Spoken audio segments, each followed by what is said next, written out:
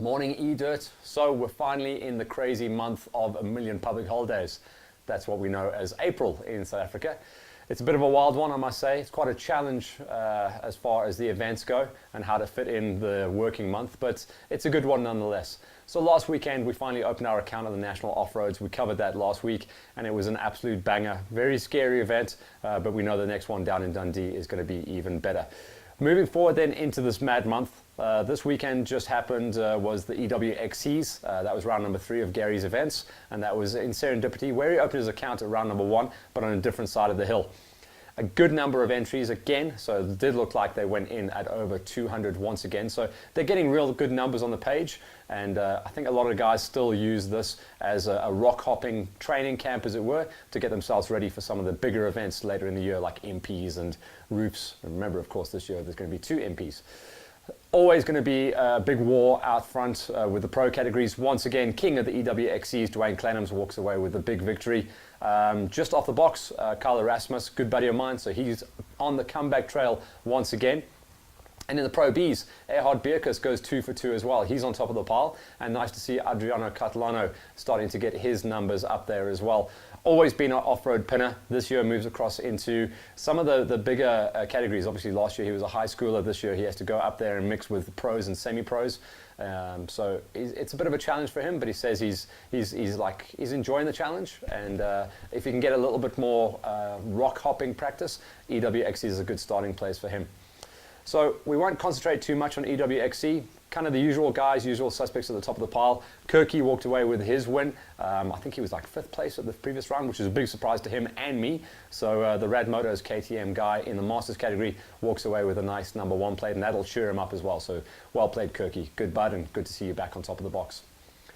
What else happened this weekend? Well, across the pond, some of our South African satellite riders, Wade Young, Travis Teasdale, Blake Goodsight, and of course Flanny, as well as Darren Gray from KZN. Good to see Darren back in full fitness, and he went across there, making it a 5-rider lineup from South Africa, going across to Romania for King of the Hill.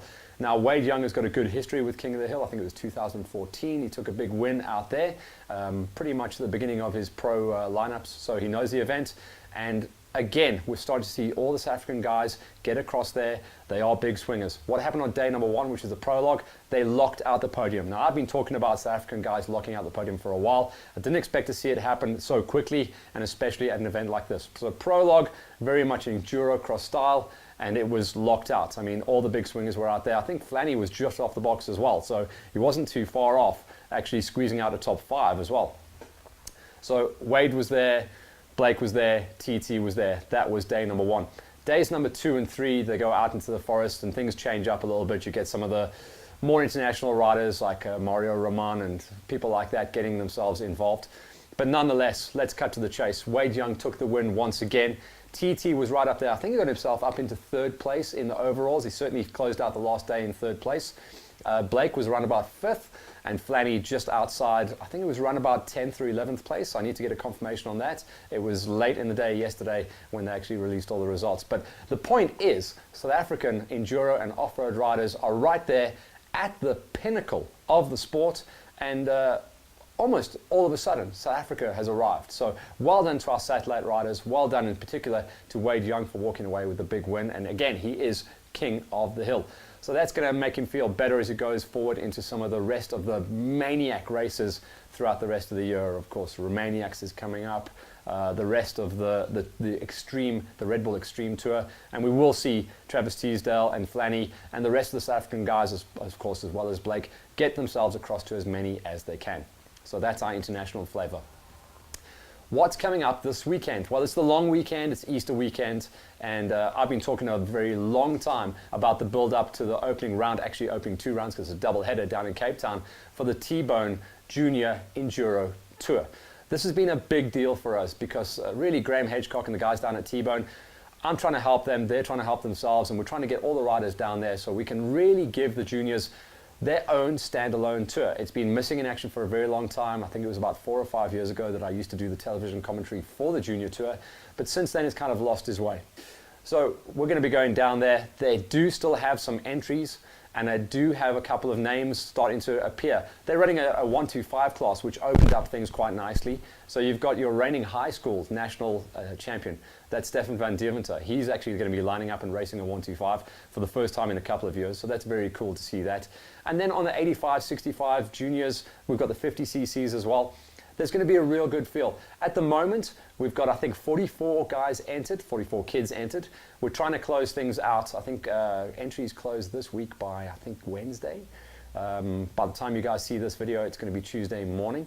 And yeah, we're trying to close things out and get over 50 entries going forward. So once again, at the end of the show, you're going to see the advert that we've been running for well over a month now. I think it's about 2 months, just to try and get those lastminute.com entries. If the parents are out there watching, if the kids are there, if mom and dad haven't made any plans, and if you're not going to be going to warm baths for the long weekend, try and get a little bit more air miles, try and get your plans going, and get down to Cape Town. Double header, you know, racing on the Saturday and the Sunday. It's going to be real cool, kind of like a close area, not too much of a challenging track, but the idea is this is all for the kids. The kids aren't just one part of the show, the kids are the entire show at the T-Bone Enduro Championship that we're trying to promote. So I'm going to be down there. I'm saying goodbye to my wife on Friday. I'll be coming back on the Sunday, and it still gives us all enough time to do all of our traveling as well, because of course it's Friday and the Monday that are public holidays running over the Easter weekend. So we're very excited here at Hollywood Hills. In fact, it's going to be an absolute banger. Hedgecock and the guys are going to be delivering us a real nice packaged video that we'll be able to air the next week or possibly the following week, depending on production. And to give you a real good feedback of how the event went, I'll, of course, on Hollywood Hills tell you how it went from my side, who the big swingers were out there, who walked away with the first trophies of the doubleheader in Cape Town, and throw forward to the rest of the events going forward on that tour in the rest of the year. What else is happening this month? Well, as soon as we get back out of Easter, then we start talking about Lawrence Mahoney's GXCC tour. Falkville, great venue for me, just down the road, hour 10 out of Randburg, and that's just real exciting. So it's a classic venue. I'm going to try and get out there and do a pre-run.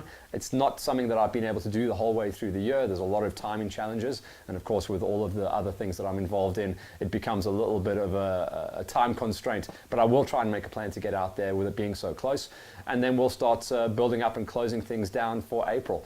April will be a huge banger. Of course, we close out with another long weekend right at the end. At the moment, I've got a free weekend as far as that goes. I've got a couple of triathlons coming up, so that's going to keep me quite busy as well. It's not just motorsport for me. I do kind of keep my wheels going on other sides of the sports, and now that I'm an old man, triathlon seems to fit the bill, so wish me luck. We're going to close out now on Hollywood Hills now as we go forward. So remember, this weekend it was just EWXC. This weekend coming up, T-Bone Racing National Enduro for the junior side of things, and when we come back after that, we'll talk about the GXCCs. For now, you guys have another coffee. Winter's coming, which means it's 2 coffees before 9 o'clock for me. We'll see you later. Also, look out for some of the specials coming from our good buddies over there at Rad Motos. They've got a special on gurney boots, just helmets, and still running their special on the EVS bag combos. So go check those guys out over at Rad. They will hook you up.